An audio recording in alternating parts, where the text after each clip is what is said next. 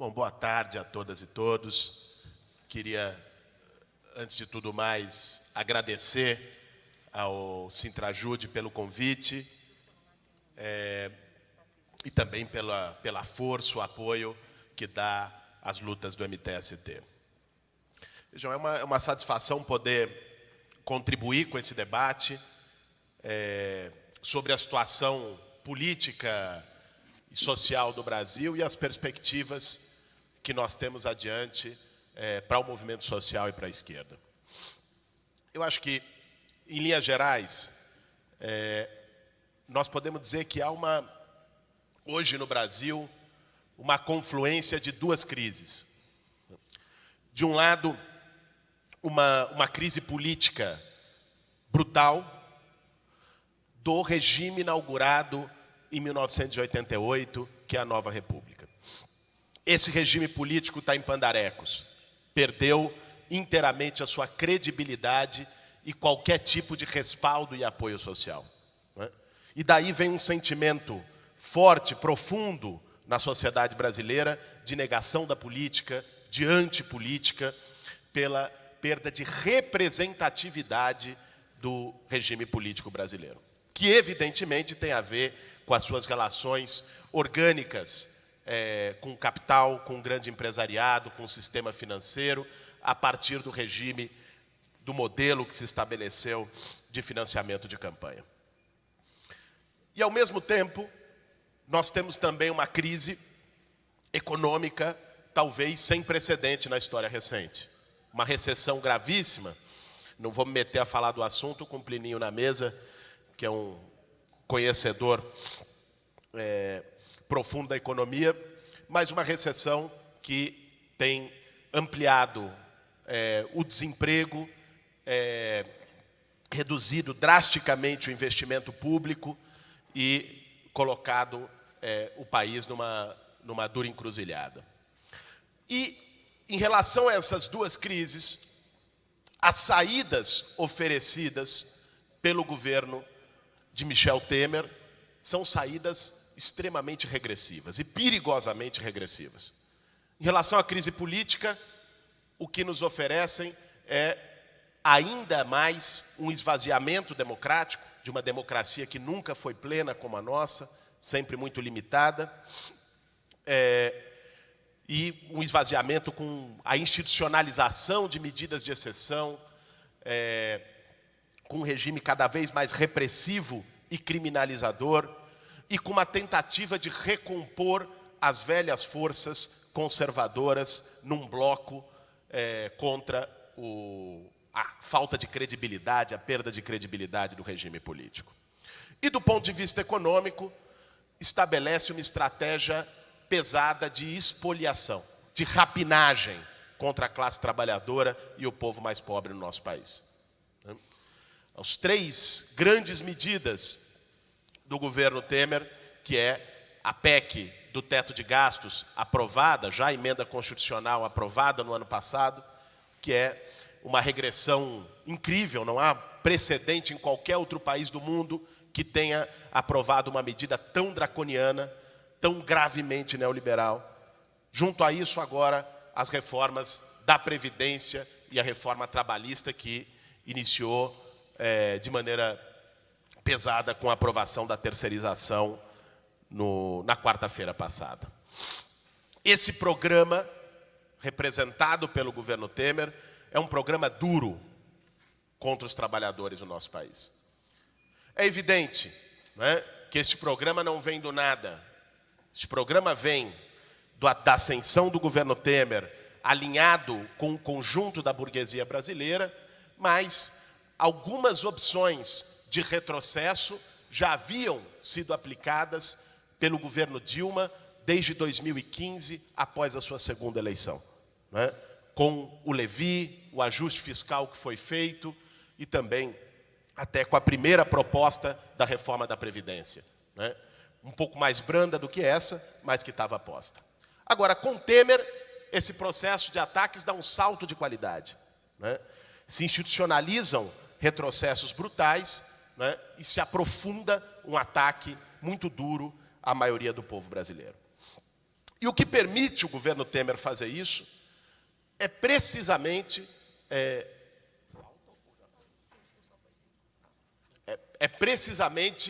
a sua ilegitimidade.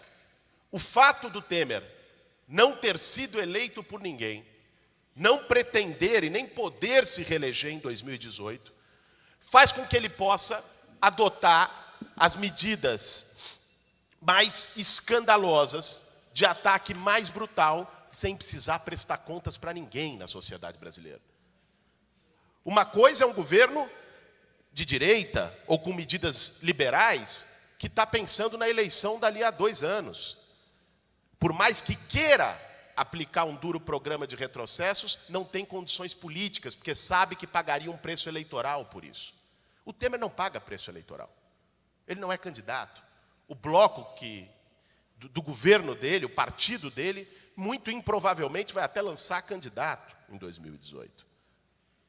Ou seja, é um governo que pode aplicar uma política sem ter responsabilidade e pagar o preço político e eleitoral que isso implicaria. É claro, tem um problema brutal de impopularidade, de legitimidade, e começa a ter problema com a sua própria base parlamentar. Que embora essa turma seja mais profissional na composição parlamentar, e o Temer conseguiu uma maioria inédita, que nenhum outro governo eleito conseguiu durante a nova República, por mais que assim seja, os deputados, ao contrário deles, têm que se preocupar com 2018. E é por isso que já na votação da terceirização, embora aprovada, nós vimos uma margem menor, né? E a reforma da Previdência, que estava prevista para votar a primeira votação no final de março, já estão jogando para o final de abril, porque sabem que na situação atual, principalmente depois da força da mobilização do dia 15, dificilmente teriam condições de aprová-la, porque é uma PEC, precisa de 3/5. A terceirização era um projeto de lei que com maioria simples passou, mas já criou dificuldades e cisões dentro da base parlamentar do governo Temer. É um governo, portanto, de um lado forte porque tem um apoio em bloco da maioria do parlamento, da maioria dos partidos, porque, embora com ambiguidades, ainda tem um apoio do setor financeiro e da maior parte do empresariado, e ainda tem um apoio de setores importantes da mídia, também com ambiguidades, mas ainda tem. Isso faz do governo Temer um governo forte, mas tem pés de barro, porque é um governo que tem uma popularidade esdrúxula, sua popularidade chega a ser menor do que foi a da Dilma no pior momento do governo dela, e um governo que também está atolado aí nas delações da Odebrecht, na Lava Jato, que pode também dificultar a sua condição de levar adiante.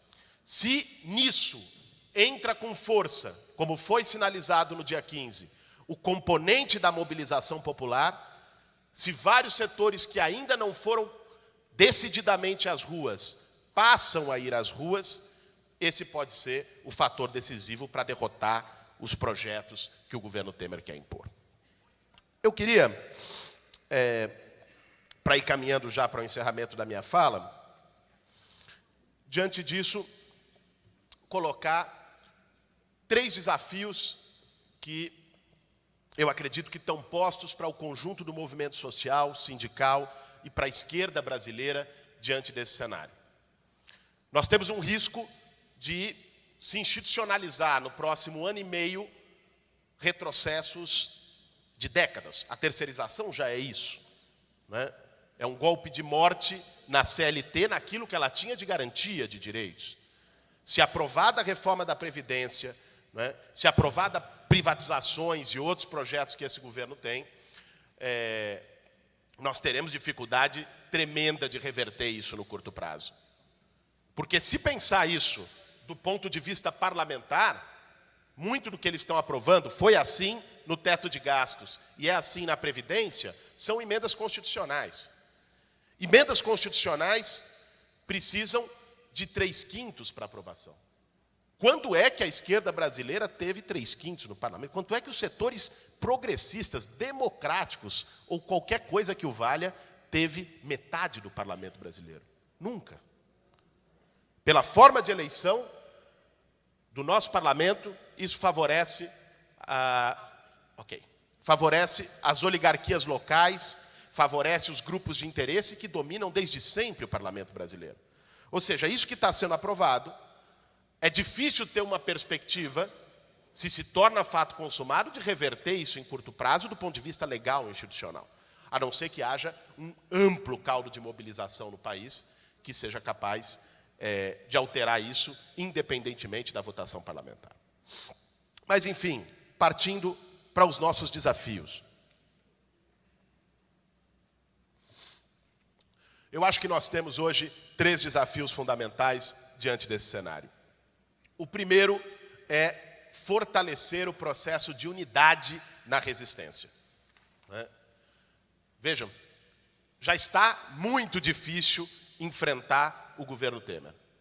Se nós fazermos isso de forma fragmentada, por conta de outras diferenças que existem, e é natural que existam no campo da esquerda, nós seremos inevitavelmente derrotados. Ou se une, ou vai apanhar cada um no seu canto. Cada categoria no seu canto, cada movimento no seu canto, cada setor no seu canto. Não se trata sequer de uma escolha, é o resultado de uma falta de escolha. Nós precisamos, o campo popular, sindical, dos trabalhadores, da esquerda brasileira, precisa construir uma ampla unidade para barrar os ataques do governo Temer e defender os direitos sociais no Brasil. Bom, o que cada um vai fazer em 2018? O que cada um pensa a respeito do que foi os 13 anos de governo do PT? Seguramente você vai encontrar 200 posições, talvez até nesse plenário encontre algumas distintas. Mas essas diferenças não podem nos barrar a unidade no processo de luta e resistência. Segundo desafio importante, é o desafio, aí sim, mais demarcado, de repensar um programa político de esquerda no país. Neste desafio, as diferenças começam a aparecer. E nós temos que ser capazes de tratar de maneira distinta o que é a ampla unidade de resistência na luta na rua e o que é a demarcação de um programa de esquerda para o país, de renovação da esquerda brasileira. Nós tivemos, trago aqui a leitura do MTST, nos últimos 30 anos, uma hegemonia neste campo popular e do movimento social brasileiro, que foi a hegemonia do PT, do campo petista. E esta hegemonia, hoje, não consegue, na nossa leitura, se manter mais de pé. E não consegue, inclusive, porque nós estamos numa situação no país, o que tem a ver com o agravamento da crise econômica e da crise política, da polarização política no país, em que o programa adotado pelo PT nos seus 13 anos de governo, que foi um programa de conciliação, de arranjo de classe, este programa não é mais possível de se viabilizar. Não há mais margem de manobra para essa política na realidade brasileira. Nós estamos numa situação que não há mais condições de se avançar um passo sem enfrentamento, sem conflito, sem demarcação, sem combater privilégios. O ganha-ganha de sentar setores opostos numa mesa e tentar dar o miolo do pão para um e a migalha para o outro, este ganha-ganha não se sustenta mais no cenário brasileiro. Por isso, é necessário um programa mais duro, um programa de enfrentamento, um programa que paute temas estruturais, como o tema da dívida pública, o tema tributário. Nós temos um dos sistemas tributários mais regressivos no Brasil, o tema da democratização do sistema político, democratização das comunicações, reforma urbana, reforma agrária. Esses temas, nós sabemos, não foram tratados nos 13 anos de governo do PT. Permaneceram na gaveta. E é importante repensar hoje um programa de esquerda que seja capaz de colocar esse debate e esse enfrentamento como centro desse programa. E por último, o terceiro e último desafio que nós enxergamos que está colocado para o campo da esquerda e do movimento social hoje no Brasil é o desafio de reforçar e de retomar a nossa capacidade de mobilização. A esquerda, de maneira geral, claro, quando a gente fala de maneira geral, existem sempre as exceções, né? Mas nós, de maneira geral, perdemos a capacidade de mobilizar a classe. Perdemos a capacidade de influência política na classe. E é isso que nos coloca num cenário hoje, que é um cenário de termos sofrido derrotas no último período. Às vezes, a gente cai numa tentação de que achar que basta ter um programa bom, acertado, que isso resolve o nosso problema. E ficamos num debate muito entre nós, dentro do campo da esquerda, numa bolha, né? Mas não conseguimos convencer o nosso vizinho a respeito do programa que a gente considera acertado. Esse limite coloca a esquerda como um setor minoritário, inevitavelmente, na sociedade, e na classe, inclusive. Né? Existe algo que muitos de nós nos desacostumamos de fazer, que é uma coisinha chamada trabalho de base, que é estar junto com o povo nos bairros, nas periferias, nos locais de trabalho, nas escolas, escutar as demandas, incorporar as demandas, né? A partir disso formular ações, estar ao lado do povo pobre e dos trabalhadores. Isso foi essencial em momentos de ascenso de luta social no passado. E isso foi perdido. Foi perdido por uma lógica de que era preciso disputar a institucionalidade. Era preciso disputar nacos do Estado. Muito bem, é importante disputar eleições. Já está difícil, tendo alguns lá dentro, se não tiver ninguém, nós estamos mais ferrados ainda. Mas disputar a eleição sem capilaridade social, ir para a institucionalidade sem lastro na classe, nos deixa reféns de acordões, de pactos com os que estão sempre lá em cima. A garantia de poder avançar, ter resistência e aplicar um projeto, ou fazer fortalecer na sociedade um projeto de esquerda, é retomar este contato e esse trabalho com a base social. E nós sabemos, não tem espaço vazio. A esquerda organizada deixou de fazer isso nos últimos 20 anos, hoje quem faz são as igrejas evangélicas. Fazem bem, aliás. Né? Foram tomando, fazendo o que a esquerda deixou de fazer e tomando parte da base social. Cresceram assustadoramente, né? Porque fazem esse trabalho. Nós precisamos retomar esse pé no barro. Nas categorias, é evidente, né? Isso se dá de forma diferente numa ocupação de sem-teto e no trabalho dentro do judiciário. A classe é diversificada, mas de toda forma é essencial a gente ter foco na construção de um trabalho de base, ter a rua como principal palco da nossa atuação, a mobilização social como a nossa aposta para encontrar uma saída para essa crise. Por isso, resumindo, acho que com unidade, para enfrentar aquilo que é comum, que são os ataques brutais e sem precedentes que vêm do governo Temer neste momento, né? Pensando um novo projeto para não incorrer nos erros que setores do movimento social e da esquerda brasileira incorreu no passado, e respaldando e capilarizando esse projeto num amplo trabalho de base e numa aposta na mobilização, nos parece ser, nesse momento, alguns caminhos, algumas orientações para sairmos desse atoleiro que nós estamos hoje.